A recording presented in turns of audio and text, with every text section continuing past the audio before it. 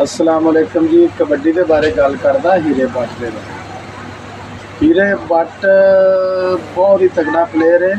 तो जो भट्ट साहब तो जब्बा हो जाता सानू नींदर नूंदर कोई नहीं आती, भावें राजपूत लावे तो भावें छीलू लावे तो भावें कोई होर लावे। सानू सारी रात मैनू तो नींद कभी आई नहीं।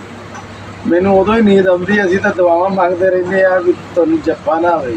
जदों तुहानू जप्पा किते हो जांदा ना तो यकीन जानो सारी रात जाके ही कट्टी दी है। सानू दिली सुकून आंदा ही नहीं। सानू सुकून उदों ही आंदा वा तुसीं रेडा पा पा के जो निकलते हो ना जी, सानू उदों ही मज़ा आंदा वा। उदों उही सानू मैच चंगा लगदा वा ते उही सानू टूर्नामेंट चंगा लगदा जिंदे च तुसीं बेस्ट हुंदे हो। ते मैं ना जी तकरीबन बड़ी देर तो कबड्डी वेखदा पिया, 16-17 साल हो गए।